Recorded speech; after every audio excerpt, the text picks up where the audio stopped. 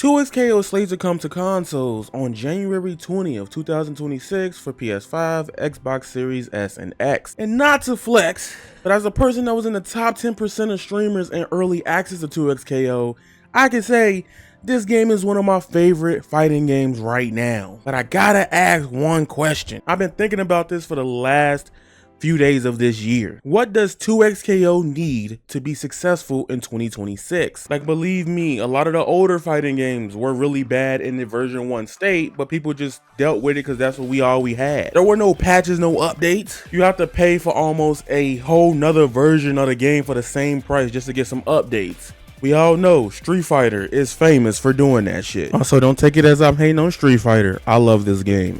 So in this video, I'm gonna talk about everything that went right with 2XKO and everything that goes wrong. And the reason why it's so important to me is because that I feel like this fighting game could do a lot for the future foundation of fighting games. I can tell you where 2XKO failed at. To be honest, 2XKO right now kinda does what anime games do. Instead of capitalizing when the season's airing, they wait till either after it's ended, especially with seasonal anime, and drop it middle of somewhere where it's not really coming off the hype. It's kind of already fading away. However, the way I am, it doesn't matter how long a game takes to come out. I'd rather them take the time to cook. Now, why 2XKO took so long to come out? We know clearly why though. They told us. First of all, when they first announced it was a fighting game, it went through so many different changes to be so many different things. Because the way it plays, if it was 1v1, would be fucking boring. Like, that's even proof in 2XKO even to me. Even when the game was in super early access, Juggernaut and Sidekick are the most boring ways to play this game. But people that's complaining about it being a tag game, you can play Juggernaut and you can play Sidekick. You could play just one character and throw the assist out, or just play one character entirely. And to be honest with you, I love tag fighting games. I am in the percentage that I just like tag slap because I like how chaotic it is. Dude, some of my favorite fights in media come from people getting jumped. Captain America and Bucky versus Iron Man. Yuji Ananami versus Mahito and JJK. Yeah, Naruto and Sasuke versus Momoshiki. I could go on and fucking on. So that is why 2XKO holds a higher weight for me than most other fighting games, because I just like the tag game system and design. I promise you, I'm happy that we just now getting more. I also could put up a chart and go through the history of the last 10 years of how many tag fighters we got. And to be real honest, it's like 50% less than whatever 1v1 or other type of combination of game that's out there. I hate when people say it's tag slop. We just now getting tag games again. Man, you 2018, we got 2 tag games. And then you go past that. I mean, 2024 and now 2025. So yeah, I understand people just don't like tag games. That's perfectly fine with you. On this channel, we like that tag slop. I'm gonna bring up the little corny Shigeru Miyamoto quote.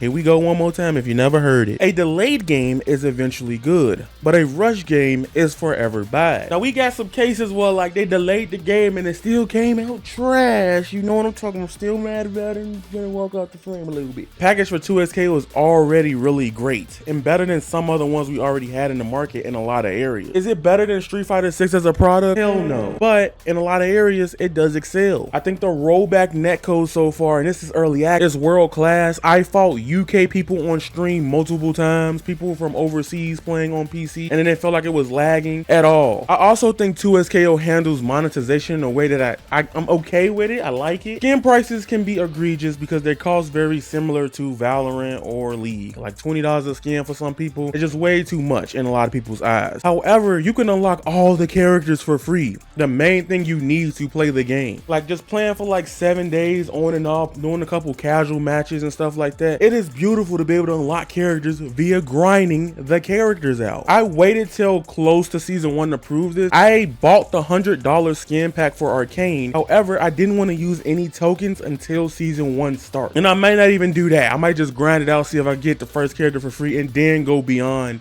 to that point, you know. Then when you beat the tutorial in the game, you do get a free character unlock token. I think 1 or maybe 2 of them, if anything. Who knows? A lot of fighting games, you gotta pay $60, $70 for the AAA game, and then you gotta buy the seasons pass that's probably gonna be anywhere from $25 to $34.99. 2XKO, I ain't gotta do that. And that's something that's probably changed within me. Like, let me earn the shit, bro. Cool. It keeps you on the game more, because just playing from a casual perspective, and then just doing random shit gets you to want to stay on the game. And at that point, in terms of monetization, for me, it makes me feel like I unlocked what I wanted. I see this cool thing, I could throw some money in, I'm gonna play the game anyway. I know that's not for everybody, and I know that's for everybody's heart, and love is in the cards. So I personally think the monetization model of the game is done beautifully. I also come from games like Fortnite, and like if you play Fortnite, you don't get nothing free.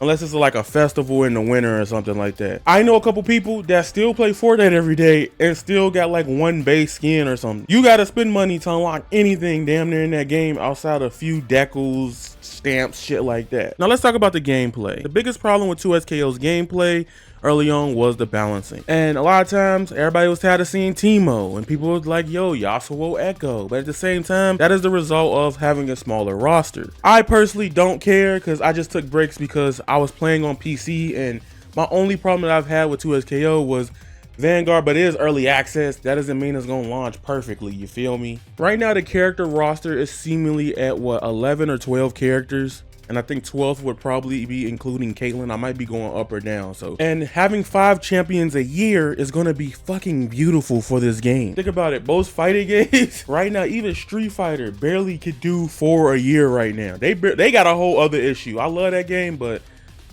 ooh, let's not get started on that. My biggest issue is talking about the one thing that I've heard them talk about, or I haven't really seen other people complain about, but are combos too long?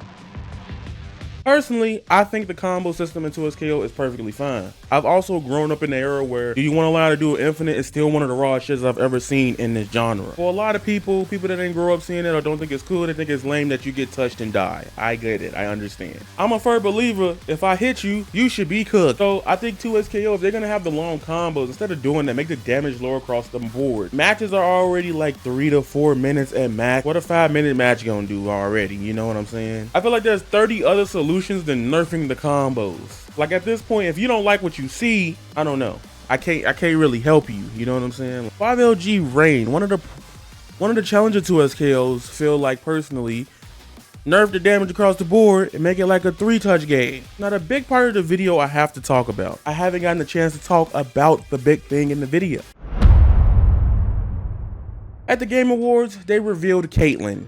Caitlyn was revealed to be the next champ coming into 2XKO. I am in a disconnect with this. Personally, I love the Arcane inclusion and is why I'm playing it. Like even knockoff ones or other iterations, spin-offs like Pokemon Unite or even Dragon Ball Kenshin Squadra. I could play them a little bit, then I turn it off because I'm bored. Like that's just how it is. Even with friends, I just be like, I just don't have fun doing it. It's not a pace, the type of game I like to play personally. So for me, I want more Arcane characters than shit I don't know about. You get what I'm saying? I generally like almost every Arcane character.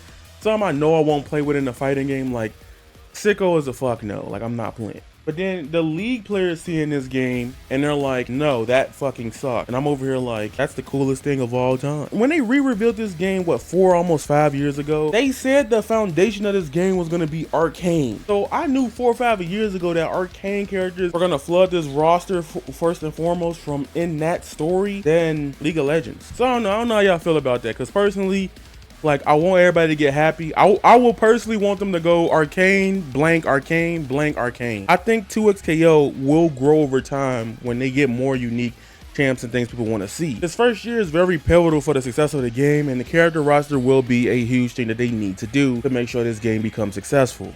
In popularity, but giving people what they want in gameplay to get them interested into playing the game. Also, here's another hot take. I don't know how to say this, so if I come off wrong, I apologize. From my experiences on the internet, it's hard to get somebody to play one time sim game into another. I think Riot Games knew this. Walk with me here. Walk with me. Walk with me. I think Riot Games and the team behind 2XKO knew that they're not going to get all the League of Legends players to turn off League to go play a fighting game such as 2XKO. You might get an influx of people trying it when they add more popular League champions into 2XKO that people want, right? And I also think that's kind of vice versa for fighting game players. A lot of them just play it because they either grew into it or they got people to put them on, but most fighting game players not gonna play 2XKO and then convert to League. Like, no, that's not gonna work for a lot of people, but it can happen. I'm just saying, I don't think it's gonna be this grandeur success people thinking it was gonna be. So I think Riot Games realized, all right, let's work and focus on having fighting game players play our game, because if they don't play it, Who the hell will? So another big thing I think they've been doing wonderful with is how content has been rolling out in this game. Since the launch of 2XKO, we have gotten skin almost every 2 to 3 weeks since the game has been in early access. The game launched October 7th, and the first skin pack outside of the Arcane ones that came the following week was November 4th, 2025. The Arcane, you know what the ones I'm talking about, update came following December 2nd, 2025. And then the Snow Moon update came out December 23rd, 2025. Right before Christmas, bro. OD. They could have been gone. That shit, they had that shit pushed out anyway. That's crazy. I don't know. Some of your favorite fighting game companies ain't dropping stuff for the holidays, you know, no skins or nothing. I'm just saying. So I think when we having 5 characters, we're gonna get probably like 2 potential skin drops in between than another character. I think that's healthy for the game to keep people playing it and keep doing something in the game. What I would love for 2XKO is if we had a camera mod or camera mode, because we can't mod this game because it's on Vanguard. I don't know how that stuff works. 1, for video stuff because it makes it interesting. 2, people can share their cool character moments and things that happen with the game. That stuff matters because that just builds communities. As a person that's probably a sweat in a fighting game or things like that, you probably don't even give a fuck about that type of stuff. But to be honest, that is also very important to growing the health of a game. Like literally, Riot, if y'all see this video, take what's in Tekken 8 and just put that in bro, the amount of time I've seen Tekken photography, all it does is get people talk about your game. Even if they tweeting out a screenshot of the game, people talk about it more, you know? I think photo modes are important. Any game without a photo mode cannot be a 10 out of 10. I'm sorry. Unless it's like a turn-based or 2D sprite thing. Like, be for real. But now let's talk about the tournament scenes. If y'all don't know, 2XKO is doing something that no other fighting game in the history has been doing. And I think a lot of more people in the community fighting games, or if you just a casual that thinking about going to a tournament, go ahead. So Frosty Frostings is a big tournament that is happening at the end of this month. If y'all would like to help your boy get there, you know, hype the video up. For Frosties, what 2XKO and Riot Games is doing, this is the first 50K tournament for 2XKO at the beginning of the damn year, bro. Like, who doing that? Who is doing that on a game? That shows that these publishers probably could put up a little bit more money to the game a little bit, but Riot Games got the bag, you feel me? They could throw some shit out. The best part about Frosties is #1, even over Street Fighter 6 and Strive, is because it is free to enter the bracket. So all you gotta do is pay your registration fee, then you just click 2XKO and you in the bracket. I don't know if Riot Games is gonna continue this for the rest of the damn year, but that makes more people want to enter tournaments. You know what I'm saying? Be like, hey, it de-escalates, you know, like, damn, I spent money and I'm probably gonna lose. Some people be like, I'm finna go there and lose and not get nothing from it. That's a lot of people's mentality. They won't say it, but a lot of people feel that way going to events, even locals even. Like, a lot of people feel like, why should I leave the comfort of my home, pay $10 to $25 just to register for a bracket, get my ass whooped, and come home for nothing? Wrong with that, because he'd be like, damn, I'm wasting my time. And a lot of people feel like they have a fear of wasting time even for the shit they like.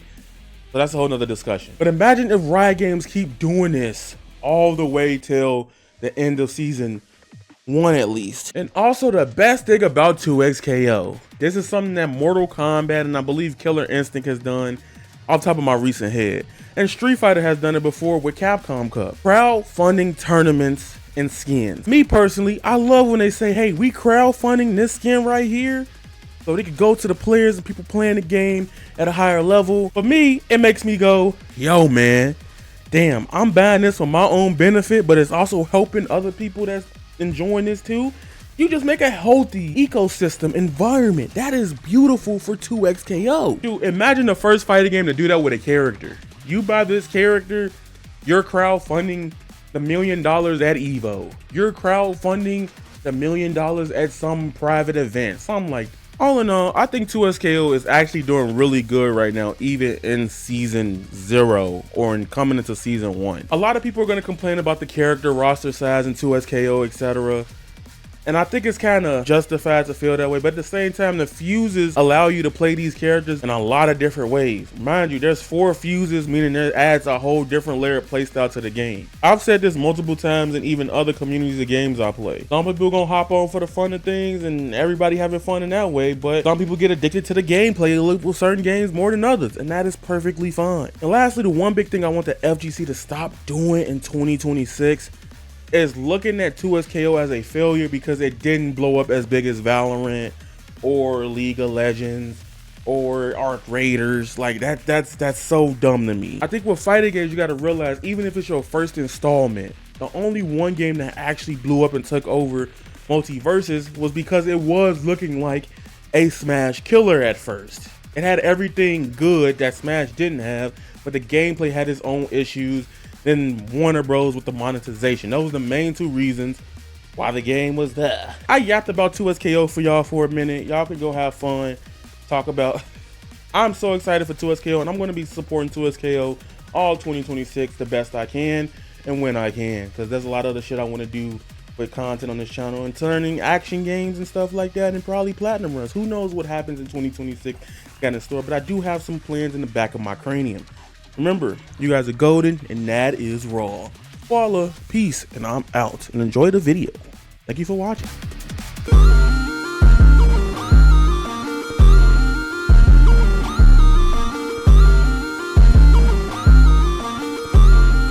And I swear I never felt like this. Yeah, yeah, yeah, yeah, yeah, yeah, yeah, yeah, yeah. Maybe it's the death of me.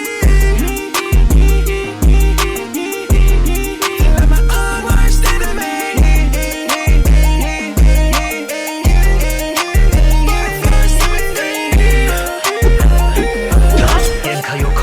All right, who's next? Let's see who's stronger.